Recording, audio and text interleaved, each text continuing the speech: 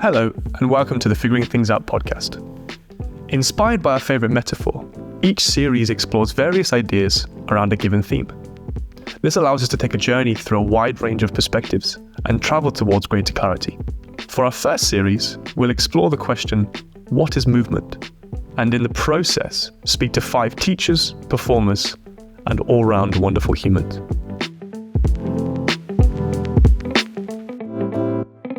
Hello and welcome to the Figuring Things Out podcast. Today's guest is Mr. Jason Round.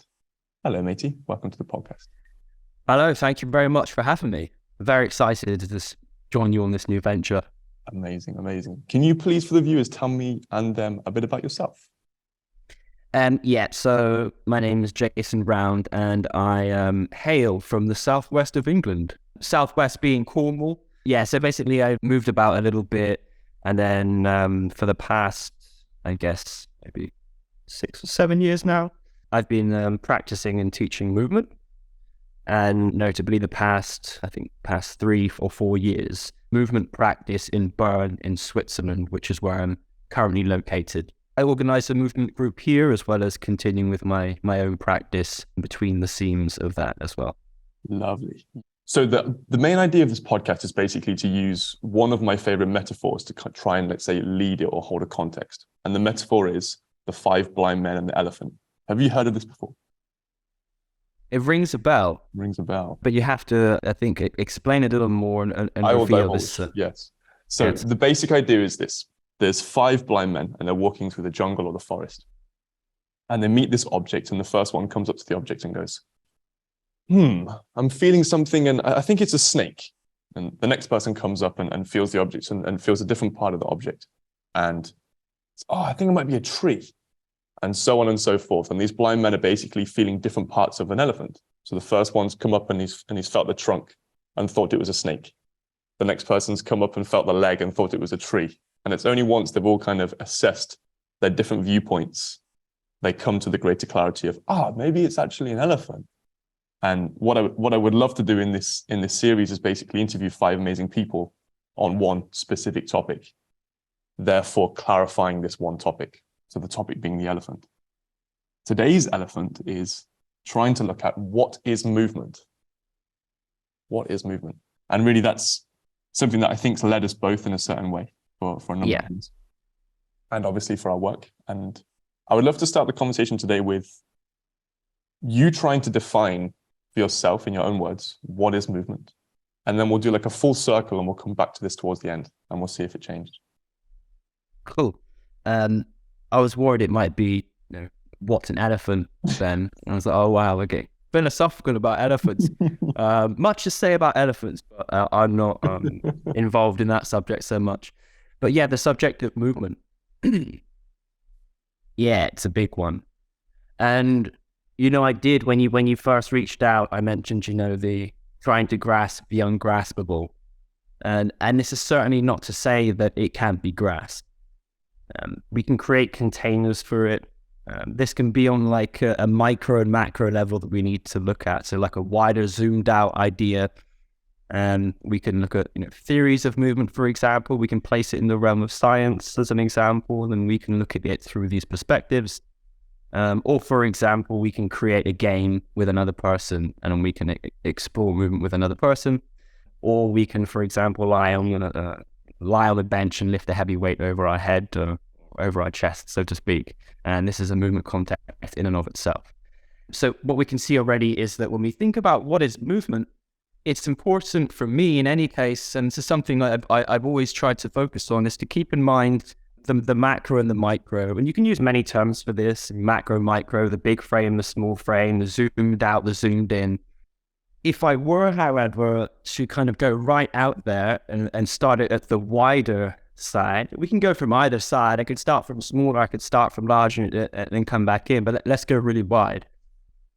It's kind of still served me to think about movement as an underlying condition of everything. So that kind of like puts it like, what? It's like the movement is always there.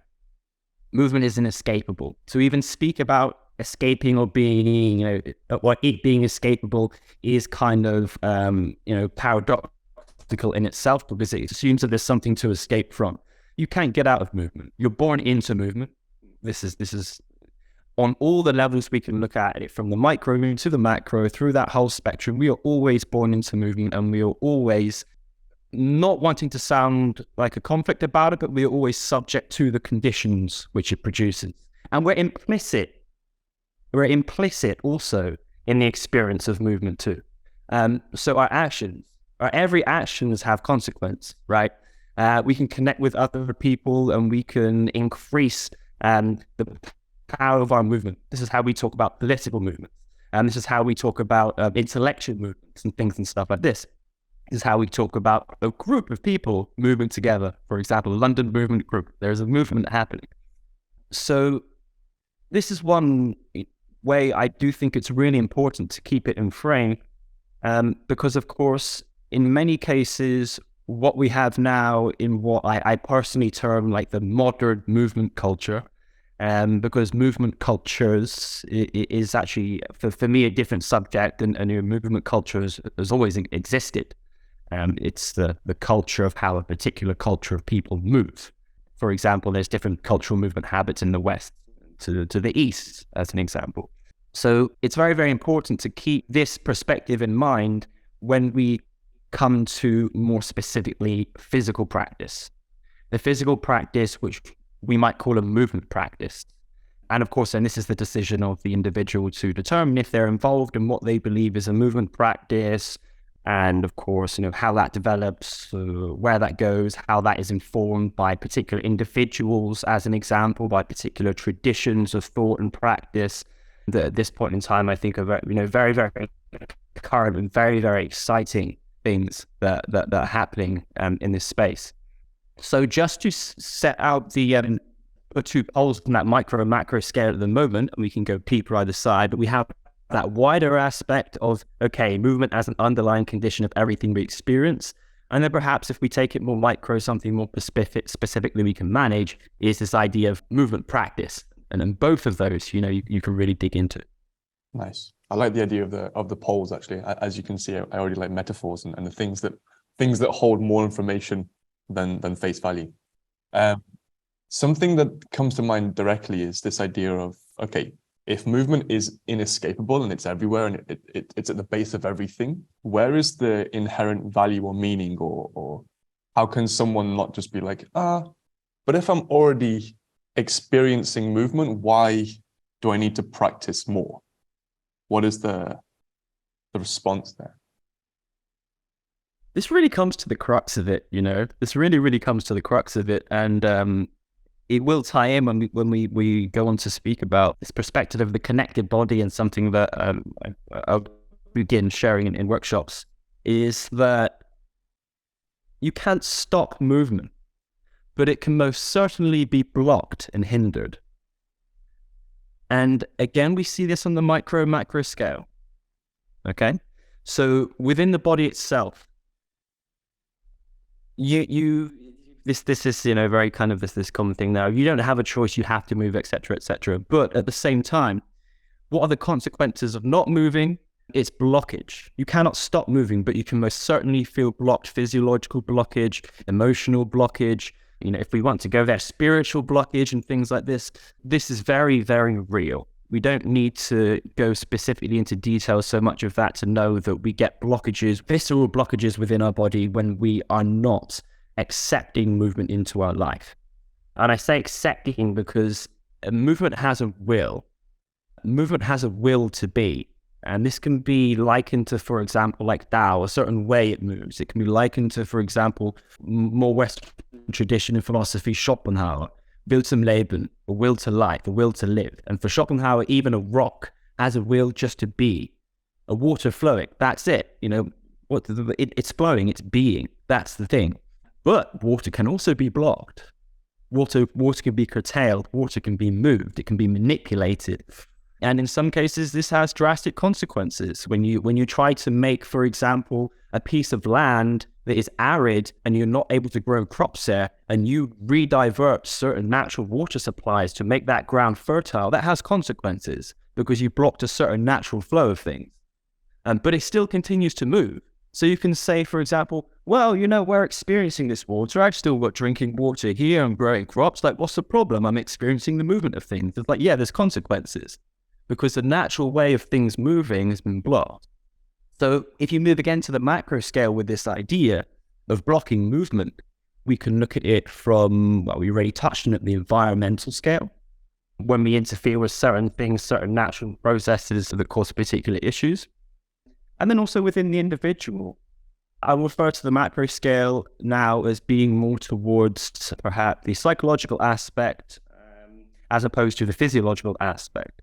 So the idea of my outlook on life, my perspectives, how I interact with other people, how I do or do not be part of a community, how I choose to be, for example, what I think is perhaps the ultimate goal of any movement practice, a better human being. And this can be blocked. So many things can block us in these places, and this needs active work. It really needs to be practiced as well. And so for me, this is where movement practice comes in. And I'm not talking about physical practice, I'm talking about movement practice, which for me is something different. So, for the individual who would feel that, I'm experiencing movement, like, what more do I need to do? I would say, well, actually, most of us do not need to look for more movement. And I'm speaking in the general sense, not just physical practice. We don't need to look for more movement. We need to clean the blockages. Because from the day that we're born, for the moment we're subject to gravity and we start to develop our verticality, on a physiological level, we are already resisting. This is an idea that was brought to me recently. We are already resisting movement from that point. And there's this idea, again, this is the work of Bruna Cavanagh, who I was recently at a workshop with. They had this idea of falling culture. Falling and the idea of actually falling. I'm not talking about break falling. I'm not talking about jumping and rolling and using your momentum and recycling it. I'm talking about falling and metaphorically dying. This is kind of a depth that we can go to if we want to go there. So this acceptance of movement in life and not blocking it, this is what I feel is really, really the crux of the practice that we're looking into. This podcast is currently a self-funded project. So if you're enjoying the conversations and would like to get involved and support us in creating more, please feel free to buy us a coffee with the link in the description. To see our coaching, courses, and event offers, please visit our website at www.figuringthingsout.com. For now, back to the podcast. Okay, let's try and pull some of this apart. So first of all, love the overriding goal of being a better human. I think this sits very nicely with most people, myself included. What I wanted to pull apart is how would one discern where they need to go to stop blockages, or where would they turn to? What would that be? What would that feel like in a very real or palpable sense? Because I think philosophically, it somehow makes sense. It feels like it makes sense when you give the metaphor of water, for example. But then when it comes to the reality of someone, we have person X on the couch right now, and they're like, okay, maybe I do have a blockage. How do I know? We have to come to another point here now, which is sensitivity to movement. And it's kind of a double-edged sword. It's a little bit of a catch-22, because the less you're accepting of movement into your life, let's say, for example, I don't normally interact with people that much, yeah? And I don't accept that social movement into my life, this natural kind of, I would say, a natural inclination that we generally have to be around other humans. And let's say I block that some way or another. The issue is then we then get a bit desensitized to that particular need, right? And this is the same idea with movement. And if you move a lot, you really notice it if you haven't moved. Moving a bit. But I practice all this time, and yet when I always feel this, no, you notice it because this is the dynamics of the body. We live in a dynamic body. So it can be difficult. It's certainly difficult. So let's start from the perspective that someone is metaphorically completely blocked with regards to physiological movement. So they're sitting on the couch and they're like, yeah, okay, yeah, but I don't really, feel my back hurting. I don't really feel blocked. You start with the perspective of your practice, and the practice is going to be finding blockages, find them. And with that, of course, you would need to have certain contexts within which to explore that process of finding blockages. So if it was, a psychological thing, you might go to a therapist, and a therapist might reveal to you that you have a problem with the relationship with your father's dog or whatever it is, right? So, it will be revealed to you that there's an issue, but you have to go through a certain process. You have to look through it. Some people, they didn't know that they were craving love until they saw or entered the most loving atmosphere that they've ever been involved in. It's the same when you start moving. You might feel like, well, I don't really feel it, but then you'll start doing a movement. It can be something as simple as hanging. And I'm sure you've seen this many, many times. People don't realize that their lumbar spine or their shoulders are hurting until they hang. And then there can be an issue here. There can be a confusion. The confusion that this context is bad for me, or this context is hurting me. And, we have to be sensitive there, because there are existing things and certain blockages in the body, certain resistances, and that needs to be managed sensitively. But, plugging yourself into a movement context and physiological movement context like hanging is, I would say, really the only pathway that you can take to develop the sensitivity to then realize when something is blocked and perhaps not moving so well. Let's take this point simply. So let's say, okay, someone's come from not that much movement, and then they start to hang and they get this pain when hanging. And the first, or let's say the most common opinion is, oh, hanging's bad for me. How could you help this person reframe and actually allow them to see that with the right dosage, this could actually be a very beneficial thing? Yeah, I mean, you need to empower, right? You need to empower people with very basic tools in which they are in control of. So you give a concept of hanging, but it needs to be explained, what we're trying to do. We're trying to relax in this initial stage, and et cetera, et cetera, et cetera. But perhaps there is too much pain in the shoulders. Then you might give some protocol. Okay, place a little bit more weight in your feet. Or for an example, instead of being completely passive, try pulling your shoulders down a little bit at the same time, just until it feels a little bit comfortable. And what you're going to do, you practice this X, Y, Z until the point where you feel comfortable enough to completely relax them. And they'll feel empowered. They'll be like, okay, I have a tool, I have an objective. It's very simple for me to execute this. I have a protocol. Now all I need to do is practice. And so speaking on that again, why do you think the thing that's hurting them in the first place is the thing that's actually going to help them in the long term? Yeah, this is one perspective you can take on the development, the growing sensitivity towards and the development of blockages. But it's not to say that we always need to go in for like the most troublesome thing. So let's say, for an example, if someone has like a bad back, you don't necessarily have to throw the whole tool bag of bad back tools at them to explore it. Actually, on the contrary, I would propose starting from really that holistic perspective of, let's just get everything moving and let's check back on it after a little bit of time. If after that time, so I said I was starting from this macro perspective, right? From the micro area of the physical practice.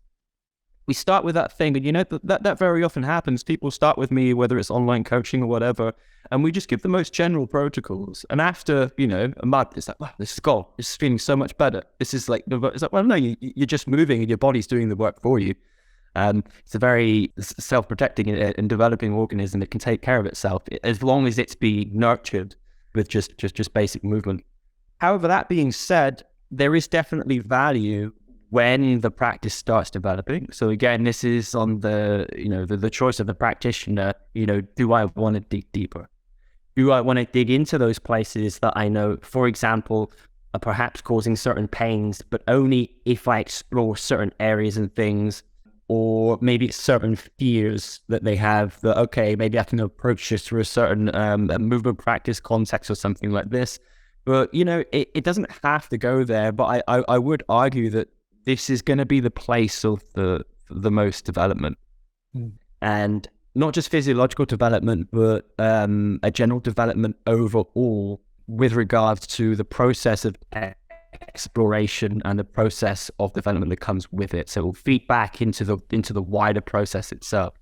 But, for some people, it's just like, look, this context, let's say if it's crawling on the floor or something, and if they get a bit of wrist pain, they might just say, hey, look, I'm not going to be crawling on the floor all the time. I don't really need to practice this, so therefore I'm not going to dig into it. And that's, again, the individual's decision. Nice. So let's go back to a definition, because I feel like we need to define one more thing, which is the practice. Yeah. And it's something that we're both referring to right now. And I'd first like to see or hear from you. Do you see the practice as a general context, something that has specific parts? Does it have, let's say, different parts of it that you could define? Or is the practice something completely varied and completely unique and completely individualized? And it could be for one person gardening and climbing, and the next person it could be XYZ. Yeah. So to dictate that too much would be counterintuitive to this context of the concept of movement, but we do need to try and help contextualize and guide. I would firstly say that having a physical practice, by which I mean it's normally a type of developmental type of physical training, perhaps for yourself you can call it, detracted away from, and this is the big issue when we get to the idea of training and things like this, it's very much historically located with things like competition training or training for something, an optimal performance. We're really not speaking about this for me. I'm talking about training in terms of just a developmental process that is, set out in such a way that it will bring you towards certain goals, whether that's certain capacities or skills or movement patterns or whatever it is. And the reason I would say that I believe this is important to have, and it can even just be like something you do 20, 30 minutes a day, or it can be the 3 times per week, but that's oriented and informed by this idea of the macro idea of movement.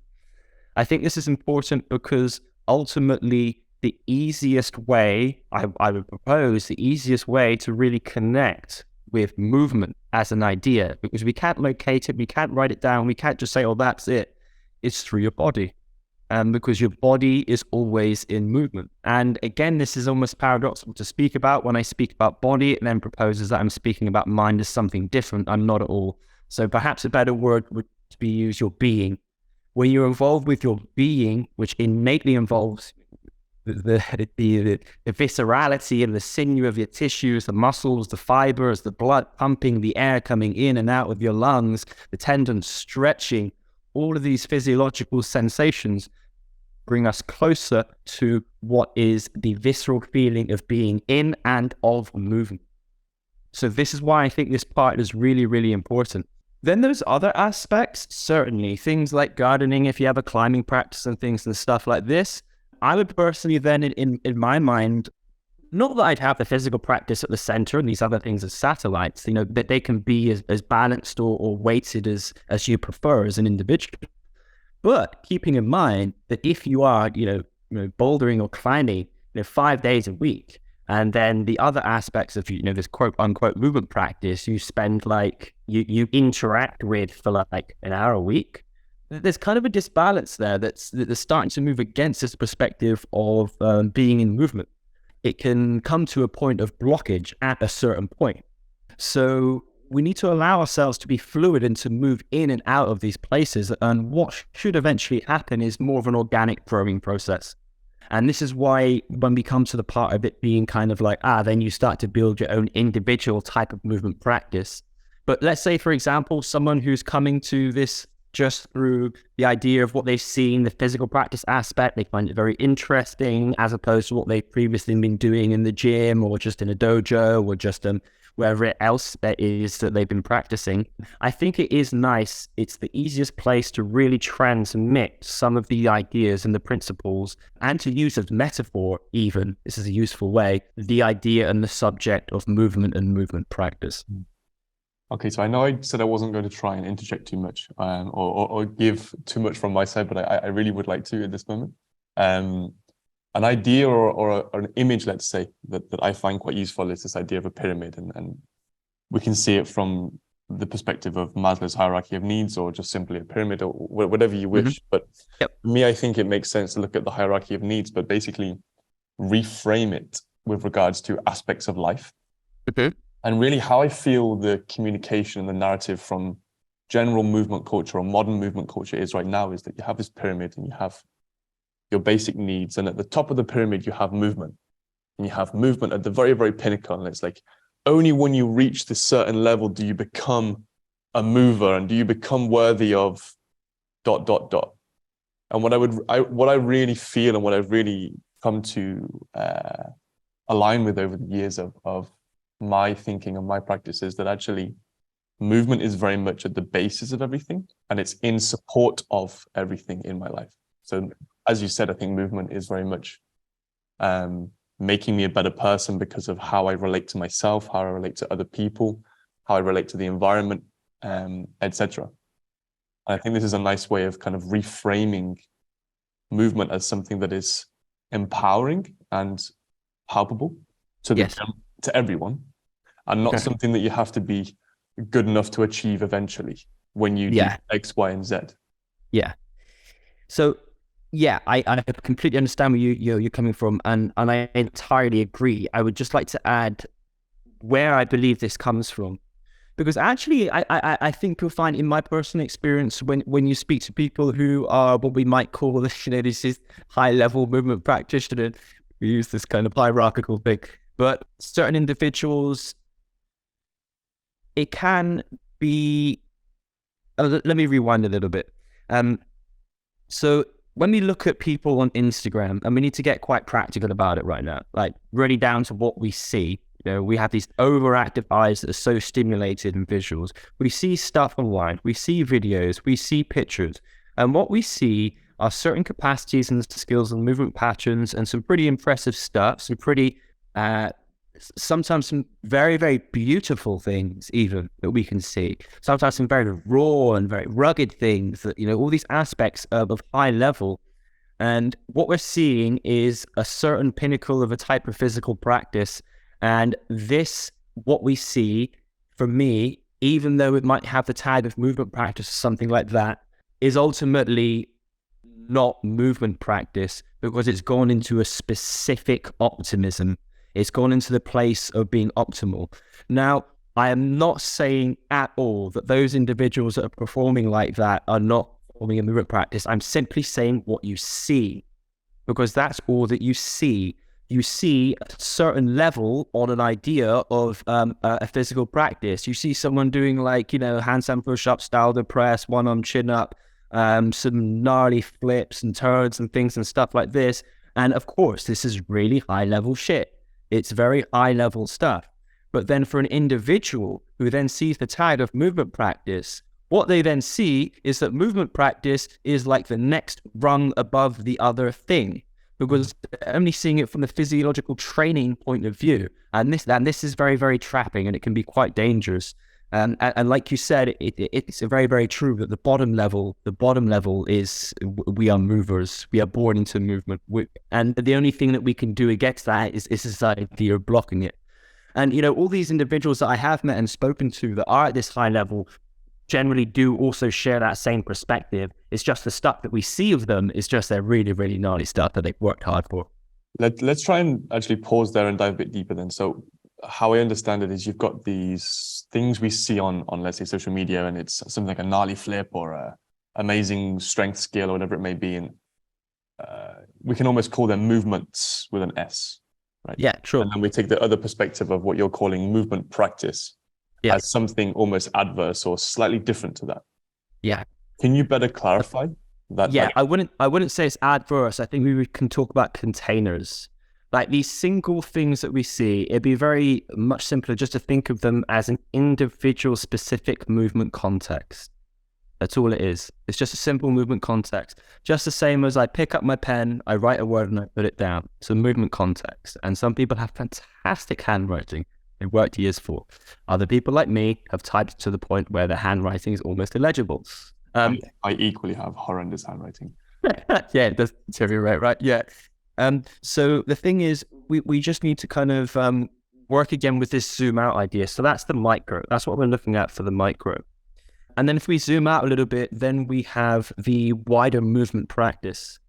And again, these individuals, I don't want to sound like I'm speaking about individuals performing at a very high level or they're not, for some reason, not movement practitioners. It's really, really not what I'm saying. What I'm saying is if Instagram had a zoom out function, and then we could then zoom out and look, oh, wait a minute, that flip that this person did was in the context of a wider exploration that they were doing. Oh, wait a minute, we zoom that out. That was based on some research that they're exploring with some weight shifting and, spirals and initiating turns with the arms and legs. We zoom that out. Oh, that's just one aspect of their practice, blah, blah, blah, blah, blah. We zoom that out. Oh, they also have incorporated this other aspect of their movement practice, and they're involved with X, Y, Z. And we zoom out and we keep zooming out. And what we would see if this person is embracing movement and really practicing movement on that wider scale is that there should be some consistency. And this is really, really, really important, super important. There should be some consistency from the micro scale toward the macro scale and vice versa. So for example, if on the macro scale with movement, I'm very, very open and accepting and social, and I let the movement flow for my interaction with other people, or let's say I'm very, active ecologically, and I try to involve myself in certain processes that encourage the natural growth and the healing of the world and things like this. And yet on the micro scale, my physical practice is push-ups and sit-ups, and that's all I do. There's some disbalance there. And this is precisely what I found, when I was practicing bodybuilding for 10 years, for a decade, I spent doing bodybuilding. And, it is the same time I was at university being stimulated by all these incredible ideas from critical thinking, from modern philosophy, European philosophy, and things like this. My brain was going wild. And then I would go to the gym and I would do my Z-bar curls. Mm-hmm. And my biggest problem now was like, should I superset Z-bar curls with skull crushers or with dumbbell kickbacks? So there was a discrepancy there on the micro scale compared to the macro scale. And you know what? Vice versa. I've met some people that have had very, very incredible, it seems like movement practices on the physical level, the things that they're doing and stuff like this. And then you might look at something else, or they might, comment on something else, and you think, wow, that's like not, you seem a bit more close to the movement of things in that area as opposed to what you in your physical practice. That's interesting. That's a nice point. I think it's actually related to another point that I was wanting to bring up, which is this idea of chaos or volatility. Yeah. And actually what I feel in myself very much, and something that I'm quite fond of, is this idea of, if my life inherently feels volatile at a certain time, I tone down the volatility and chaos in my practice, in my day-to-day expenditure of energy, just so I can balance the overall scale of my stasis. I don't want to be necessarily having a really volatile or rough time in my personal emotional life, and then also have a perceived kind of volatility or chaos in my practice as well, because it's almost like a double negative.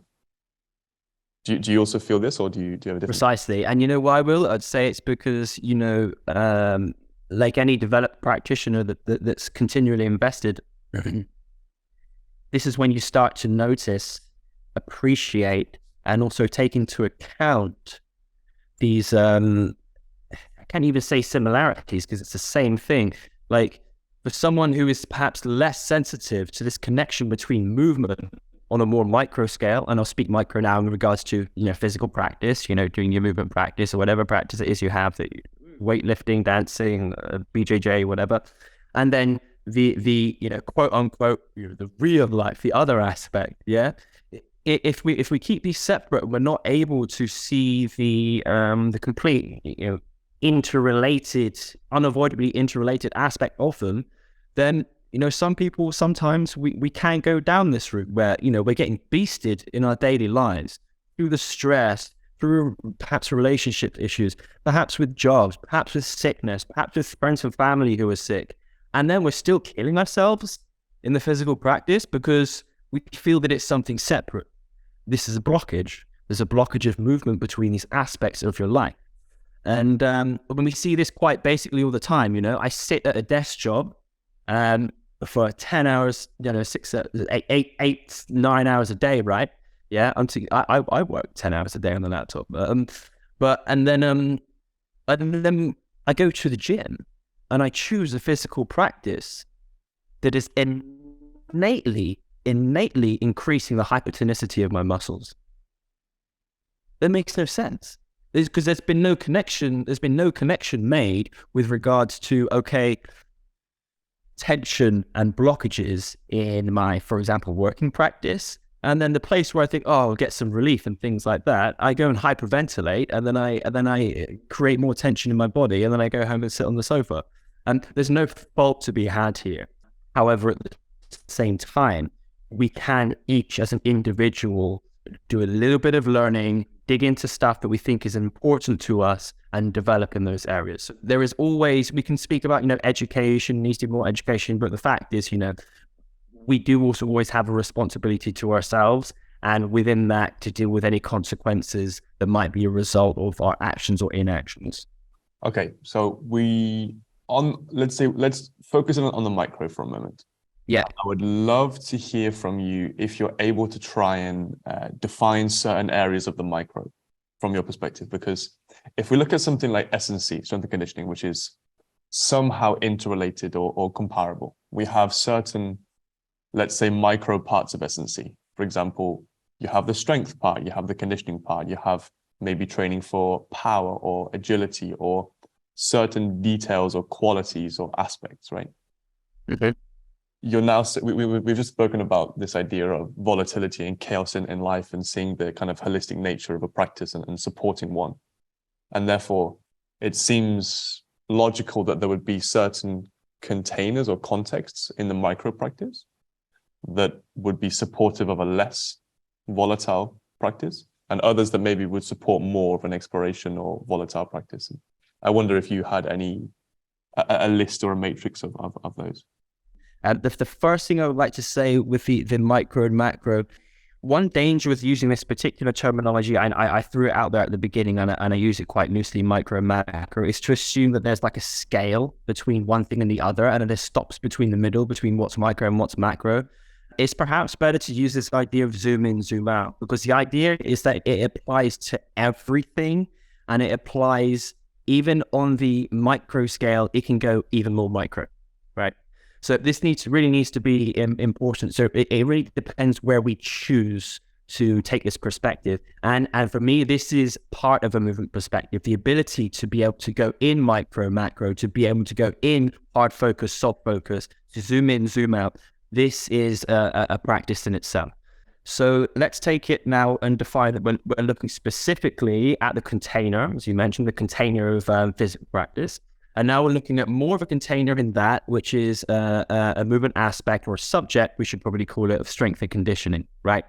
Now let's go into that container of strength and conditioning. And now let's look at, the wider zoomed out part of that is that I want to get stronger and I want to get more conditioned for X, Y, Z, or whatever it is, okay?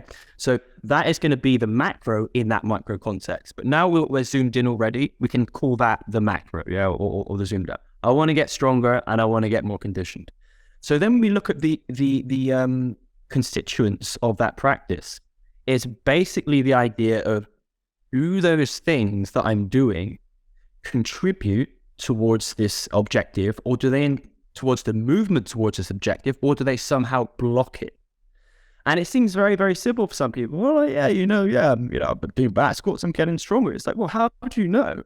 Like, have you really looked and seen that maybe back squats, maybe there's something better or something alternative that you can use for you, and you'll need to explore, you'll need to practice and look at other stuff in order to better, reach that goal.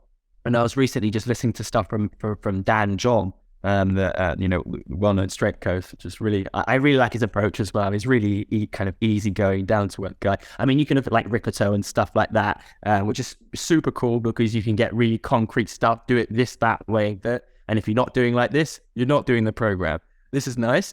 But also Dan John is this type of guy who's like, everything works for 6 weeks. So he'll be like, you have to move different stuff. You have to look and you have to train in different ways. You have to practice in different ways. You have to stay stimulated. One workout, go to the garage, go to your friend's garage, collect all of those materials and those bands and that output and stuff that you've never used and make a circuit out of it and don't stop for an hour. There you go. That's your workout of the day. So we need to question then strength and conditioning, if we come back to here, what aspects of that practice, not only are they contributing or are they perhaps hindering certain growth, but are there perhaps things that are missing that could help promote the movement towards this goal a little bit better? And in that specific context, I'll say in the context of strength development, or when strength is used a lot in any type of physical practice, man, it's the softness of texture of the body that is often missing. It's the sensitivity that comes with a certain practice of working with protocols which are very, very fixed, very, very certain, working with tremoring, working with organized structural shaking, working with certain ideas relating to shifting weight through the body in such a way, manipulating the axis in such a way to explore that I can notice. And again, we come back to that guy on the couch, that sensitivity to knowing where these tensions are that might tell me, man, I went a bit heavy on the backs or on the deadlifts last week. What I'm going to do high bar back squat instead, take some of or maybe I'll do front squat or something, take some of that tension off my lower back. Or maybe I notice, man, my hip is not feeling 100%. All right, I'm going to isolate X, Y, Z instead. I'll do some of this that I know contributes towards my goal. And then I'll do an extra day working on my overhead press or something like this. So being able to zoom into the micro of those aspects, and we can see, are any containers missing, as well as there any container that's perhaps getting too much attention just because I think, I just have to do that to get strong. We can locate those places of development and moving better towards our goals. So if I understand, you're quite fond of encouraging practitioners to explore and dive into different aspects of practice here and there, and similar to what you were saying about Dan John, or like certain conjugate methods that just kind of say, okay, do this session with this movement, and then next session you'll do a completely different movement, and every session you'll change the stimulus and get this variable adaptation. If that's the case, if I understand correctly, how do you work with people who are maybe less experienced in physical practice, and how do you allow them to get this variable stimulus without getting too overwhelmed with all the possibilities that could potentially come? Time and a place is always there. This is life. There's a time and a place for everything in our lives. There's a time and a place to have children. There's a time and a place to go and travel and see the world. There's a time and a place to be cared for and to care for the other people. There's a time and a place to let your parents take care of you. There's a time and a place where you need to start giving back and looking after them, as well as the community and things around you. And it's the same with the maturity of a physical practice. So in many cases, people who are new to a type of physical practice, and I would say whatever it is, I would say, even if it's bouldering or something like this, I would say, look, just choose all the easy routes and just stick just with the easy route. Just do that and just accustom yourself to climbing for an hour with some rests in between. Forget about these difficult routes and things and stuff like that. Just get climbing, get your body moving into it. But at some point, you have to say, all right, we need to stick one of these. Like, let's zoom into this, and then we zoom in. And then we zoom in, and then we deal with it. But from the perspective of moving, we do ensure that at some point we zoom out again. Unless, sometimes people zoom in and they're like, man, I love this view. I want to stay here. Go for it. Fantastic. You found something. So I'd love to jump in. So we trained together many years ago in Barcelona, and I spent some other days with you. And something that really struck me is your ability to be, I'll use the word disagreeable, but I don't mean it in a negative sense. I mean it in a sense of simply do whatever the hell you want to do in any moment. And that's kind of how Jason functions. So like you want to go practice whatever you've just learned in Tom Wexler's dance class. You just go to the nearest open ground, no matter where the hell it is, and you just dive in. Or for example, you're saying about this context of climbing, you encourage a student to go to the climbing gym, and you encourage them to just stick to only the easy routes and going, in a certain way, which you could almost say is somehow maybe going against the common culture, going against the the assumed perceived norm, right? And I think this is one quality that you hold, and I hold in strong regard, is that ability to just do whatever the fuck you want to do and don't care about the norm. And I'd love to hear your perspective on that. Is that something that you've curated? Is that something that's innate to you? Is that something you're aware of? And if so, how would you assist or guide someone towards curating some of that? Yeah, Forrest, that's nice that you noticed that, and that's very nice of you to propose that it's a positive quality that I might perhaps elaborate on. I think for me, this comes from a couple of places. First of all, it was a conscious development, and it is a conscious development of something, most certainly. This is all in. There's nothing outside of the practice for me. It's only just stuff I haven't kind of zoomed in on and noticed. So this was something I noticed, most certainly. And it comes from, again, this world that I came from initially, when people often ask me, where's your movement background? And I don't say this in like a kind of pretentious way, but I don't really have a movement background, because like what I started in and did for a decade was not movement oriented. Bodybuilding, you don't move for the sake of learning movements. Even something like powerlifting is way more movement practice oriented, because you're practicing movements. Bodybuilding, you're just doing movements, or even fitness, in order to get another abstracted goal, which is not the movement of itself. It's something else abstracted. So, I kind of noticed this, after it only took about 10 years, when I started, hitting this wall, and like, I can't really get any bigger without doing stuff to my body, without introducing things that I really, really don't want to do. And yet this practice that I'm involved in is innately kind of connected to that. And it's just becoming a burden. And so, I adjusted my practice to something else, which was easily accessible for someone who is connected with strength, which was calisthenics. So for like 2 or 3 years, I was involved in calisthenics and like street workout practice. They don't use this word so much anymore. I like it. Street workout practice. And again, it was kind of coming up to these blockages. And what I realized was that the reason these blockages come is because the practices are innately connected to optimum, this idea of optimum, and being the best you, and developing the highest level that you can, on progress, on certain linear perspectives of progress. And then one day, influenced by other movement teachers and stuff that I came across the internet, it was like, why is it like this? Why is physical practice always about I have to climb the hardest route ultimately one day? Why is it always about I need to get stronger? Why is it always about I need to look cooler in my thing? Like, why is this the basis for physical practice?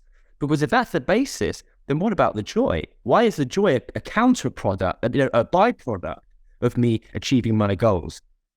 Why do I even need to have a fucking goal? The goal is always a problem. A goal is a tool. It should be used as a tool to direct me when I get to somewhere. And this is why I like movement practice in terms of projects. You set yourself up a project, okay, I'm going to invest in that. But that's not the life of this particular thing that I'm doing. It becomes incredibly trapping. And this is what I realized. It becomes trapping because you act in a certain way only that you believe is leading towards a direct, contributing towards this goal. and you necessarily avoid things that you believe are going to block you towards going towards this goal. But what is rarely questioned is the goal itself, the objective itself. Because sometimes it's just a given. Of course, you want to get, why would you train with weights if you don't just want to get bigger, stronger? That doesn't make sense. Why are you still doing 5x5? Why are you doing this? Well, because I'm not really so inclined about getting really, really strong. But then why are you weight training? Because I do it for other reasons. There's other stuff there, but it's not the main goal. And it can become problematic. And one thing just important to add in there, because this is important, I think it helps me, maybe it can help other people to really discern this, is it's necessary to look at these types of physical practices. And I'm speaking about like capacity development, strength development, things like this that are most common to most people, most familiar, I should say. These familiar things, they are necessarily historical. They developed through history, and they developed from a certain perspective, and that belongs to a certain space and time, and then a certain method from a certain place and time, and then it gets lost along the way, and then we start to believe it's just the normal thing. Like, for example, why, when we go to a normal fitness gym, are people training like bodybuilders? Okay, so bodybuilders, they're the most, to do with the aesthetic, but then there's an issue there with this term of fitness. Let's not dig into that too much.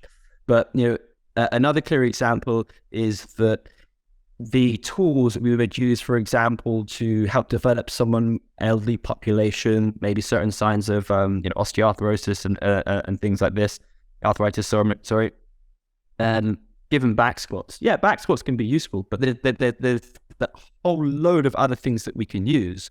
But the problem is the experience commonly from those trainers who work in these particular places have come from an historical place that has excluded, it's historical and cultural, that's excluded certain types of training and physical practice that's just not on the radar because of where you were brought up, because of the time that you grew up in.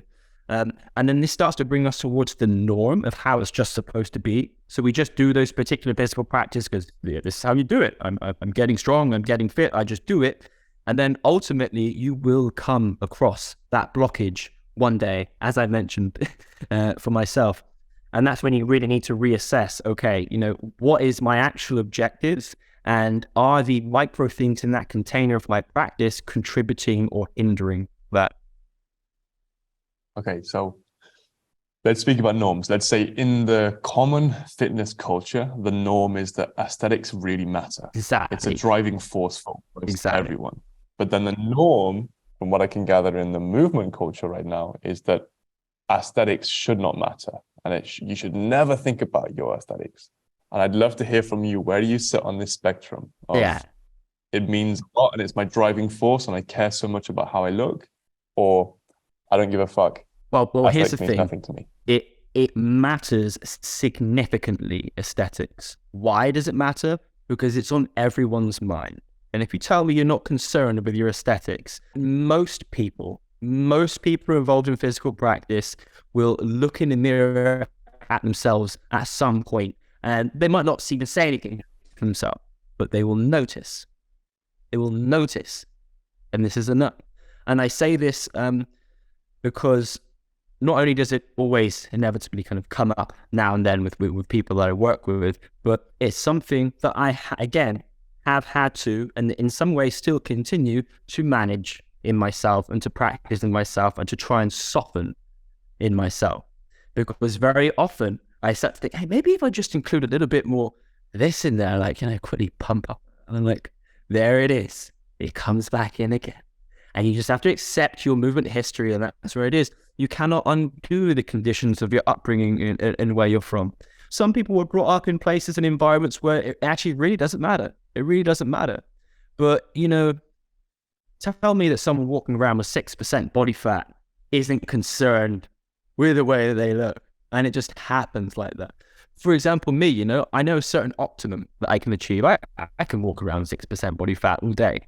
Maybe I'm about like 7 or 8, bit overweight at the moment, But at that 6%, I have to be thinking about it. I have to dial it in. I have to clean up my nutrition a little bit. and I have to maybe think about, okay, I get my heart rate up a little bit now and then, is that in alignment with my overall objectives, how I would like to see my movement practice develop? Actually, no, it's not. It's really not. Is it tempting sometimes because of the social value? It has a value because of the social value that carries. Yeah, it's there. So it needs to be respected. But I would say you bring it into your mind to practice softening that, because it is ultimately a blockage, because a lot of the practices that we're familiar with that help contribute towards, just developing, great aesthetics, they are not in alignment with what I would consider an overarching acceptance and perspective of movement.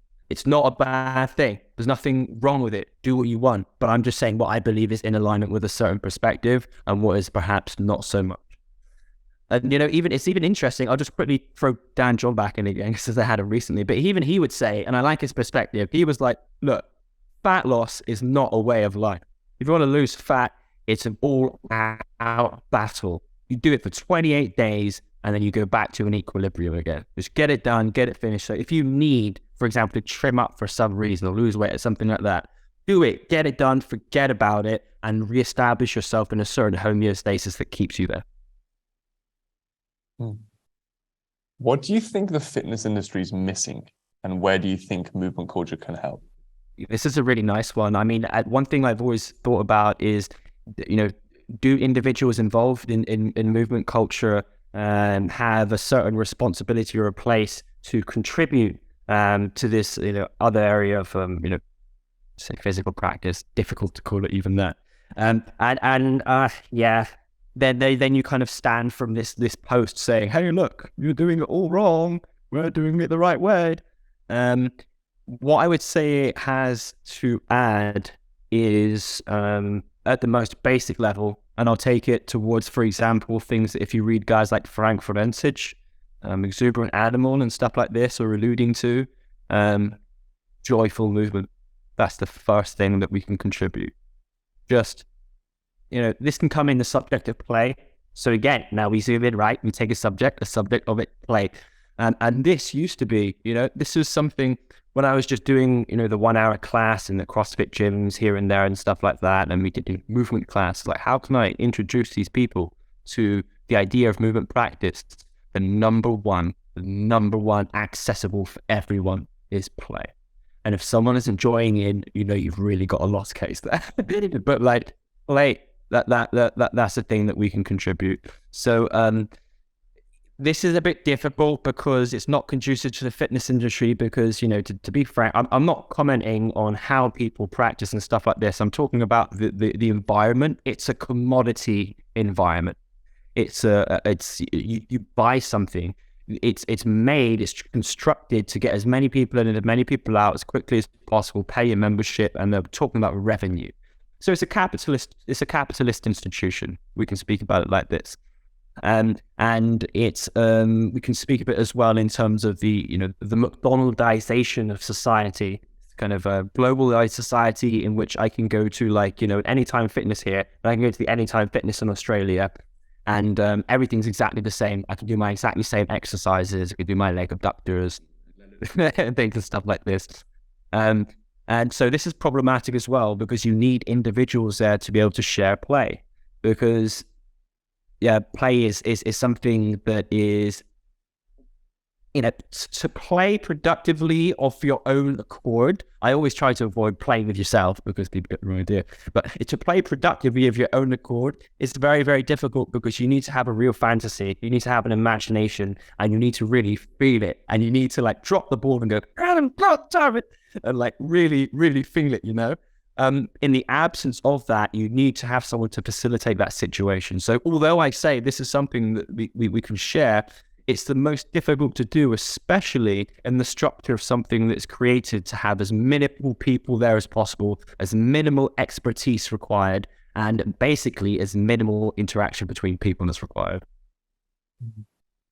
Not wanting to get too political or economical, let's say, I do think we could have a whole podcast just on the on the politics and economics of business in fitness and movement, but I would love to say many of the, let's say, larger, more well-known names in movement culture have done quite well financially. I think it's definitely been a sellable or saleable, let's say, commodity. And I would love to know, how do you get people looking in from the fitness industry saying, yeah, but I just pay my £30 a month membership and I can go whenever I want. I do what I need to do and then I leave again and it's easy peasy. How do you get them to see the inherent value in paying double, triple that for a workshop and then telling them, we're going to play a game? Can you evolve that? Because I think we both can feel that value, but it's really hard for someone who hasn't experienced that before to then be like, how do I warrant paying X times more than I already do for my fitness, quote unquote, for something that I don't really know what it is, and maybe it's just a bit of a giggle and a bit of fun. Can you try and pull some value there? So in the initial instance, I think it's very important to distinguish between a commodity. Well, I'll just say outright, education is not a commodity. A commodity is something that you consume and generally it passes through you and at some point then it's gone again, right? Education is something that requires active interaction. Commodities are generally passive. I might use it or something or be used by it. And education is something that you have to nurture and develop and interact with. And again, this kind of comes back to the idea of the problematic of how do you know that you've got blockages in your body when you don't necessarily move to an extent that you can notice them. You don't have this sensitivity. Like very commonly, it's very difficult to say to someone, no, look, this is worth investing in because it's you learning about your being and how one being can thrive under certain conditions, more so than the conditions that it's currently in. So of course, it is very, very difficult to pass that stage of making someone aware, first of all. So it is, in many cases, just get the first step in the door and then let your intuition follow you through. And some people, they'll just shut it out, blockage. I actually have people that I worked with previously that they, quote unquote, went to the wrong beginners workshop, and they went to a workshop with someone who was like well out there with their context and stuff they were doing. Fantastic work, but perhaps not for someone who's just been, looking at what's movement about. And he hit a block and he went straight back to where he came from. So this is a danger. But the payment and the justification for paying more is simply because it's something that you hold for life. It's something that you incorporate and you assimilate. And if you practice, you assimilate it into your physicality. It becomes a part of you. You grow movement patterns inside of you. And if we want to get more micro about it, we can take the neuroplastic point of view. You can see those neurons developing under the microscope in their micro lengths and connecting. So you are purchasing, if we can use this purchase, I mean, this is just a necessary trade that we have, but you're purchasing learning and an education. Also, we can't forget that someone else, hopefully, we hope here, right, that has really invested in and truly believes in and has developed to the point that they believe that it's valuable to share and then it can be given a particular price. This is very, very difficult to justify to someone who's spending, £30 per month, but there would be no need for justification if we can simply disassociate them. One thing is a commodity, one's a protein shake. Let's take a protein shake. The other one is an education that you will hold for life. And the other difficulty here comes much deeper. I mean, with this idea of like not wanting to pay more perhaps for like a movement education, is because, and again, in some cases is related to the popularity of, practices like the fitness industry that have developed. You don't go to the fitness gym to learn. Therefore, if the majority, or you don't go jogging, you don't go jogging to learn. And that's the biggest issue. We disassociate then our movement from learning. Even in certain physical practices, whether it's climbing or martial arts or things like that, it can still be disassociated. Even though people are learning, they visit those places, but not with an active mind of learning something and trying to develop. Again, this is not an issue, but I'm just saying that when we have this disassociation from movement and learning, movement and practice, this becomes a real big problem, a blockage towards entering into a wider space in which you can really develop yourself and continue to thrive. And, Nice. sometimes, we get to an age where it's just like, no, learning's over, don't need to learn anymore, know it all. And it's like, this is also very much at the core of perhaps resistance to entering into a movement practice and just realizing how little you know about your own being, and then hopefully making that small next step to turning that feeling into excitement and being like, wow, so much I can do, so much to learn, so much to develop. Right. So on that point, what are you excited about? What are you learning right now? What is Jason doing? Yeah.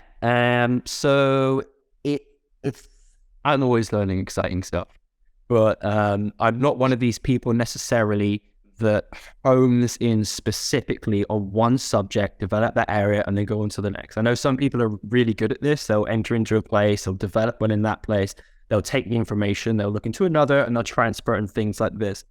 I'm very much more like what's been called in the past a bit of a floater, but at the same time, I'm a directed and an organized floater. All right. So I do pass between different things, but I most certainly have constants in my life and constants in my practice that have been there for the past 5, 6, 7, 8 years. They've always been there, or longer. Some things 15 up towards 20 years have always been there. For example, diligence and actually practicing. Yeah, that's just one simple thing. Are you practicing? That's it. I've been practicing for over 20 years now, and regardless of what I've been practicing, but I've been involved in a type of practice which requires basically to turn up, and I've turned up. And this is just a work ethic I got from my father. You just need to do it, or maybe one lesson for Ronnie Coleman: ain't nothing to it but to do it. You just got to do it. That's it. It just needs to be done. Whether it's a stress from a paper that you have to write or anything like that, you just have to do it. It has to be done. Come out the other side. Do you have a morning routine? Yes. Yeah. I do have a morning routine. So my morning routine expanded over the past, I think now, I can locate it, over the past 5 years, I would say. And it started with just some shoulder rehab. So about 20 minutes, 15, 20 minutes. I needed to do some more shoulder issues, always have. And I was working shoulder development stuff. And then it kind of grew, the space kind of grew. And then I started being interested in other practices, for example, breathing practices that require, minimally daily practice of those things. And then my morning practice started to grow and grow. And so this is something I do every single morning. There may be maybe one day in a month for some reason I don't do something. But I also structure my entire day in such a way that this is incorporated. So, I start my morning practice maybe, I don't know, like 6:30 or 7, but basically I have to be done.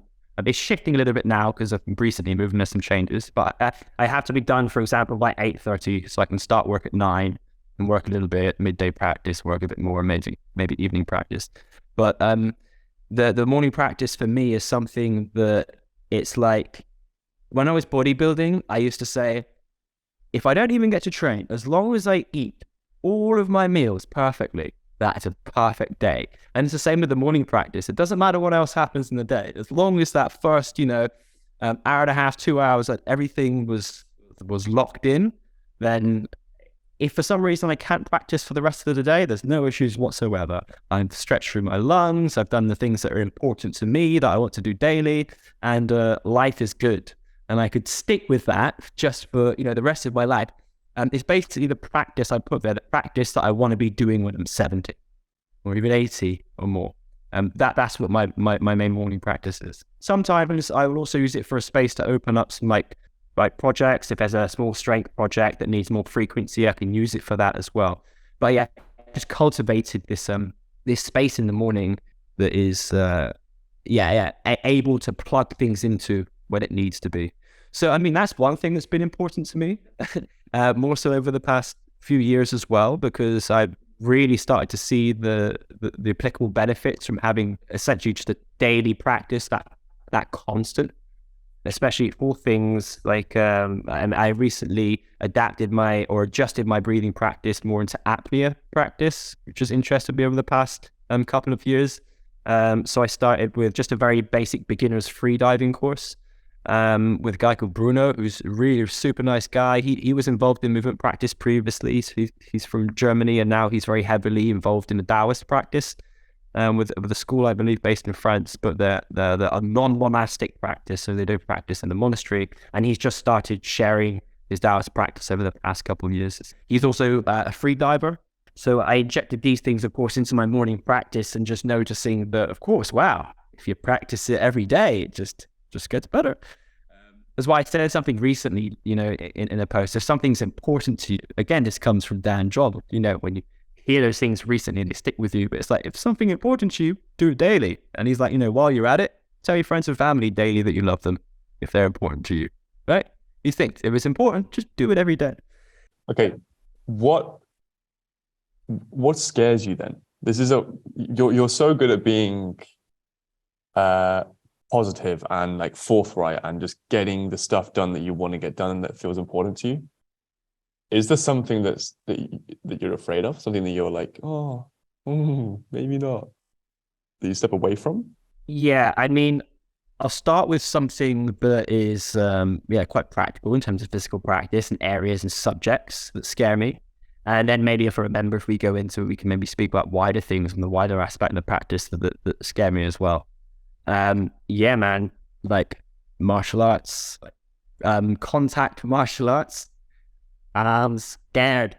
And, I no joke, like, even capoeira, I did capoeira, like, for a year, no, longer than that, because I did some before, but I'm just so liable to getting kicked in the face. I'm so bad at reading direction, like in all aspects. At reading direction, I am terrible. So for example, if someone throws an armada to like the right side of my face, for some reason I'm turning into the right side. It's the same in boxing. Someone's clearly throwing a jab right, to my right side, and I duck under and I come up right in front. And this is just because of lack of experience, of course. But I do find it very, very difficult to judge movement when I'm interacting with another person in a combative aspect. So this really scares me.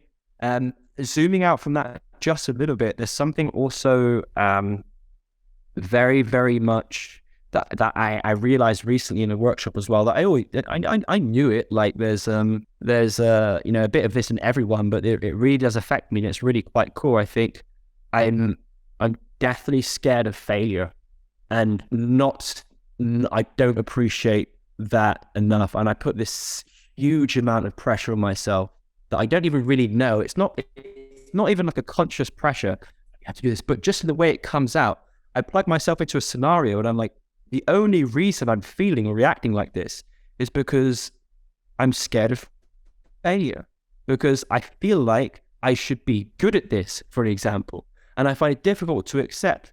Even though I can be a complete beginner in terms of the learning, I can accept, I'm hanging on a knife edge, like what else is this person going to say that I might be able to like learn something from?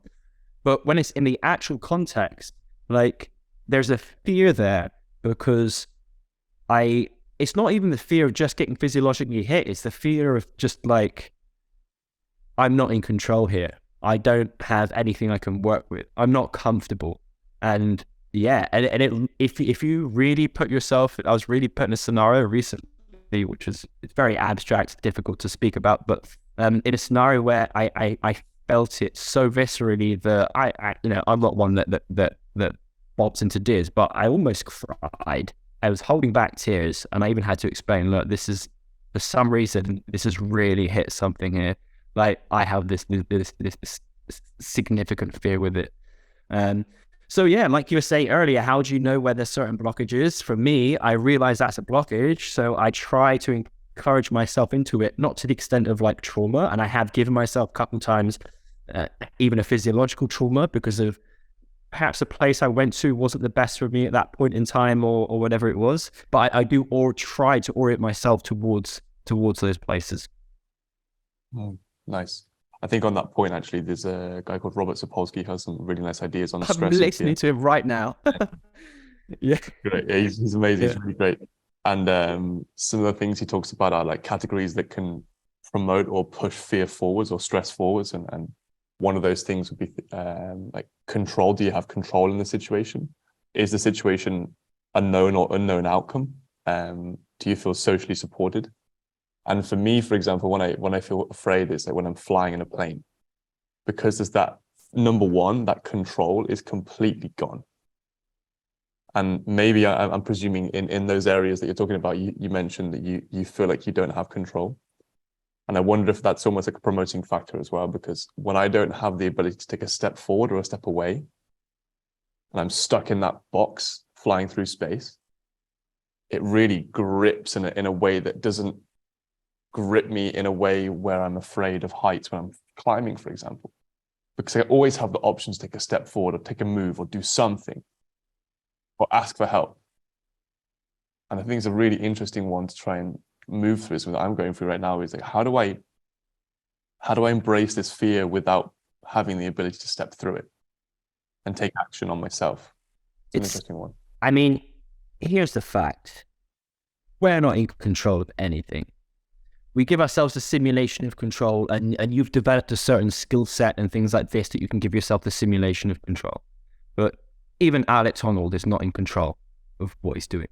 He's developed it to an nth degree that you almost can't discern the difference. And this is as best as we can get with it, right? So I would say that you hit the nail on the head with perhaps this distinguishing between like when you're on the plane, the fear of control. But then this is the zoomed in. Let's zoom out again and let's come wider. We live always under the constant condition of movement. Movement necessarily proposes change. Movement is the underlying condition of change. You have to change from one state to another. The condition of that is movement and changing. We have to adapt with those changes. We don't have a choice. Movement is always happening. So therefore, we don't have control necessarily of those changes that are happening. Is that a bad thing? No, it's not. It's a very, very exciting thing that we can continue to develop and learn with the changes happening around us if we can accept them, if we can move with them, if we can adapt to them, assimilate, learn, and move forward again at the same time.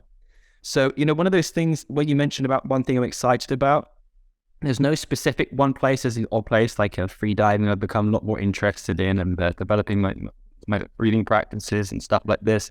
And also looking a lot with, tension in the body and looking towards how this affects, the biochemical things and stuff in the body and stuff. But these kind of pieces all recently came together under this idea of, the connected body, which is just an idea which is really a proposal which is in its infancy. And what it really is, it's kind of just an effort to bring certain places together. So there's so many things that I've been practicing in my own practice and also generally researching and a lot with the movement group here in Bern, this little experimental laboratory, that there are commonalities coming out in all the things I found my oriented self towards learning and reading and people that I was visiting and stuff that kept sticking out from me. And in different areas of practice that I started seeing commonalities with. And, there's always this effort to say, okay, how can I start to bring these together? And it just came through with this idea of the connected body. And it's kind of two things. It both represents a proposal and it's an effort as well. So the initial proposal is, of course, that if we are always in movement, which we always are, we are always in movement, we are necessarily connected because you can only have movement in relation to something. And if we take this to the point with physics, if I just have a body still in a void, I can't see movement. There's no relation in which to place it with. But if I've got two bodies and one of them starts moving, now I know there's movement happening, but there can only be movement happening in relation. So it emphasizes this idea that we're entirely connected. We can take this wider and speak about the connection between ourselves and cosmos and stuff and things like this. This is where it can go. So that's the statement. It's the proposal. You are a connected body, whether you like it or not. The next one was, okay, here's the effort. How can we facilitate and cultivate this connection towards this goal of positive self-development, necessarily as a whole? So we bring together different aspects of physical practice and try to locate them in certain particular subjects where we can observe these ideas and perhaps see them develop and then hopefully extrapolate from, so that the individual can then apply them perhaps to their own physical practices or daily life or whatever. So, for example, one of the 4 aspects that we'll look into in the workshop in London is the connection between people. So we use this context of partner work, but more specifically the tenuous line between fight and play. And this is my own developments of ideas of fight and play, which I've wanted to build on. And there are other people exploring play fight, but it's not in the area that I'm looking at. That they're working with much more, I'd say, perhaps interesting work. But for me, it's just the case that when we meet with another person in a play or fight context, there is innately conflict, and conflict is a blockage. And it's very common in cultures that we propose that conflict is something to be avoided. We try and suppress it even. The less conflict, the better. This is an issue because conflict will arise whether you like it or not. So what we want to do is, rather than focus on the problems of the conflict, you pushed me here and I try to resist it, we look at the dynamics of the conflict and we try to grow it together in this particular aspect. And what I start to realize is that I can have my cake to a certain extent and eat it, as long as the other person is enjoying their cake at the same time. Maybe we can't eat it exactly the same time, but we have to interact and create a synergy, a confluence of these two intentions, whether it's, for example, pushing and accepting, or whether it's, these are the contexts that we'll look at in this particular area, and we'll explore the connections there, and again, also the potential blockages. So that's one of the 4 areas. Then, of course, we have looking at the connection with and within oneself. I'm mostly focusing physiological here because my practice into the other sides of self-awareness is not developed enough to be able to share much on. I'm still working on this myself. So we'll look on the physiological aspects of blockages in the body. Just as we mentioned, guy on the couch, how do I know that I'm blocked? What can I use to help remove what I often refer to as superficial blockages, to then determine if they're actually much deeper blockages that we might need other protocols or approaches to manage. And this is the second area. The third area is going to be connection with an object. And the idea of an object, whatever it is, when I start to work with an object, how can I make it an extension of myself? We originally thought we were the only chimps to use tools, right? But we do have, of course, much more of an affinity for tools than our other primate cousins. So when we use these, when you watch someone or you observe someone who is using a tool with which they are very, very familiar with, it's an extension of themselves. But it can only be an extension of themselves if there's no blockage, firstly, with the internal aspect of themselves, so they can express it then in the object that they're wielding or they're using.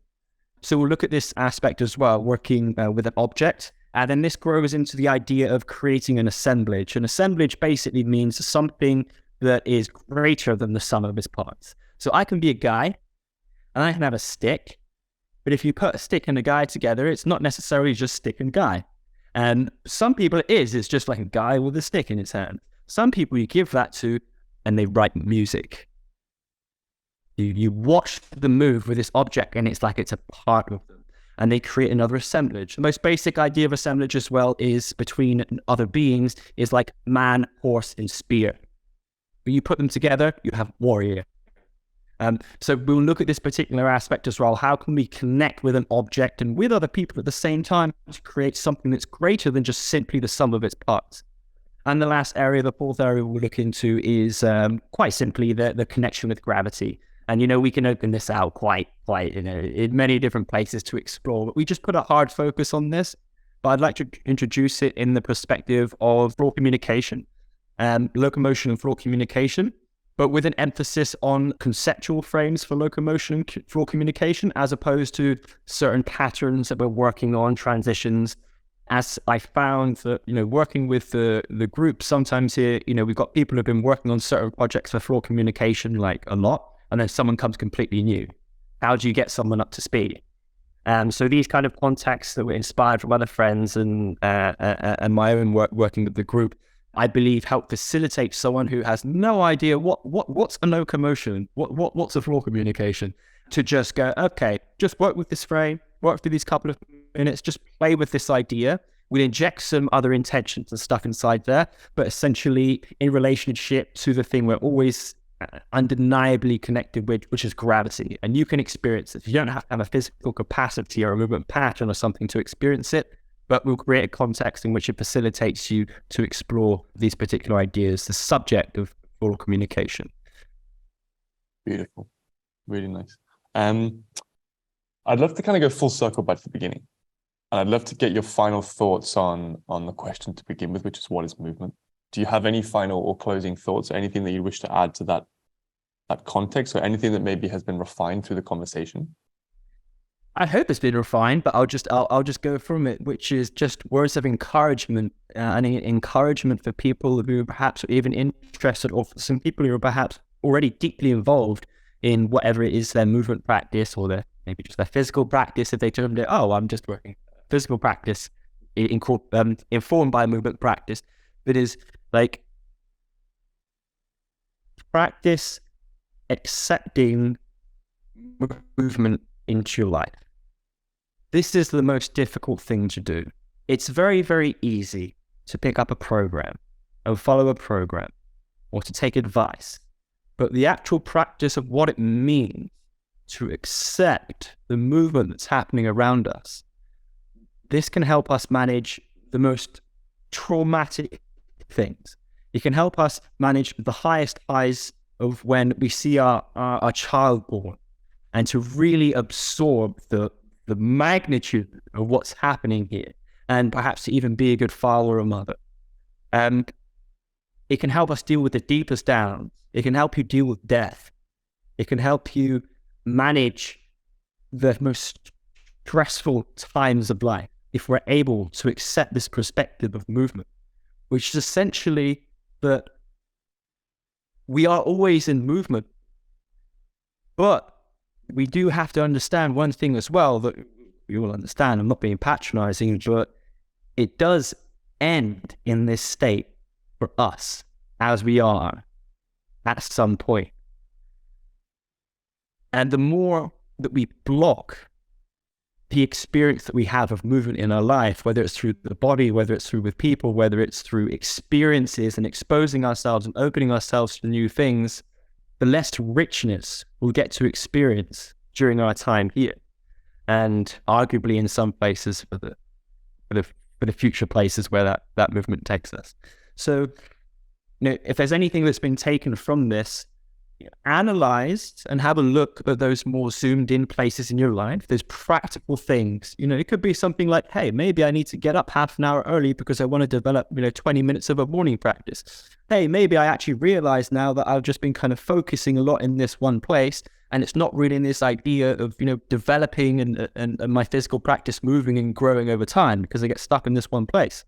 Or maybe it's from the wider place, you're kind of like, man, I've been in the same place feeling stagnant and depressed for years. Maybe I just need to move. Maybe I need to move to another country, another city, go and be with new people, stimulate myself in a different way.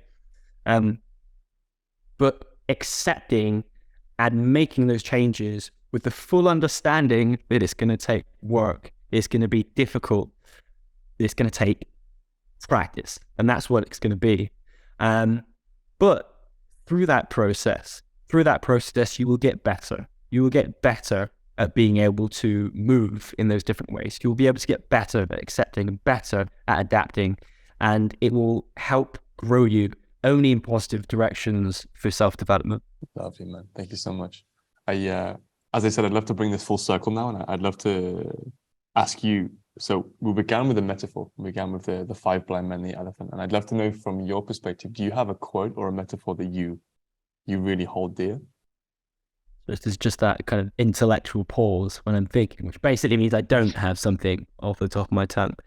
But I mean, one of the things that I always refer to when I'm going through difficult times myself, or friends of family or anything going through difficult times, because when you're moving, when you experience movement, when it hits you in the face, because it does, movement hit you in the face sometimes, whether it's injury or something or stuff like this, because you're being dynamic, it will hit you in the face. So perhaps it's going a little bit off, but or maybe too specific, but I think this really, really helps, is that whatever state you're in, and this goes for the positive things as well, things that feel positive, it won't last forever. It won't be forever. And all you can do is keep moving forward. Just keep moving forward and keep doing. As long as you're doing, as long as there is action in place, as long as you can reflect and say to yourself, am I doing everything that is in my capacity? Like, I know my knowledge, my resources. Am I doing everything that I believe is driving me towards those objectives? Which, if you don't have, maybe it's good to have some objectives that's driving me towards those. Am I doing everything? If the answer is yes, leave it to the practice and try and soften yourself to all those doubts, all those things coming in, all those things when life punches you in the face. Soften it and going, no, I'm going in the right place. I'm not in control, but I've given myself the best chance, and I keep moving forward. Love you, dude. Thank you so much for today. It's really, really special. The both the depth and the breadth that you speak on is fantastic, and I'm truly thankful for you to come on. Where can everyone find you? Where can they find your work, or you personally? What's your address?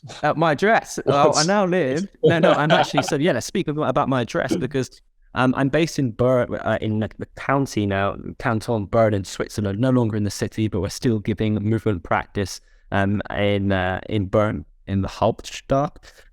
Anyone is, of course, always welcome to join. Just reach out, and if you did want to reach out, you can do that all through the website. Most things are very accessible from the website, which is MoveMore MP. So that's movement practice, but movemoremp.com. And I would also say that if you're interested, perhaps, in the things that I'm sharing, your Instagram, you can see this stuff that I said before, like this kind of this thing that you think, oh, that's the stuff. A much better place would be to go to the YouTube channel. The YouTube channel is something that I've just been cultivating as a space to share a little bit more, also perspectives, but also context for practice that people can dig into. It's not so often like really updated, maybe once or twice a month I'll add a video on there, but I keep it active, and there are quite a few people that are on there interacting with that platform, interestingly. If you did really want to get stuck into some practice, a self-directed way to do that would be to maybe take an elements program. So the elements programs are just the space where I've designed some very standardized programs, but with such an instruction in such a way that it can be experienced by everyone on a productive level. You don't have to be high level or low level or whatever, but it most certainly can be applicable for both ways. And you can engage with a movement aspect that interests you of your choice. And upcoming at some point, I keep getting asked about this, so I have to mention it. It's the video resource library, which is something I set out on developing a couple years ago that's still in the process. And it's basically just going to be a huge library of self-directed material, which means you can use it as you like for whatever you want it for. And if that's something that people want to interact with material in my work in that way, if some people are just interested to see, okay, well, what kind of things can I specifically use in my own self-directed way? You'll just have to wait for that and just kind of sign up for notifications. But those are basically the different ways that I'm sharing, just through online platforms, classes, and then of course I'm getting a little bit back into workshops as well now. Beautiful. Jason, thank you so much for the past couple of hours. It's been special. I will see you very soon, my friend. Thank you likewise, and look forward to seeing you soon. Hi, I'm Wil Brown. Thank you so much for listening. It's really a joy to have these conversations. Please feel free to like and share as much as you wish. It really helps us. And also keep an eye out for next week's release, where we interview yet another wonderful human. Again, if you'd like to see our coaching, courses, and event offers, please visit the website www.figuringthingsout.com. See you next time.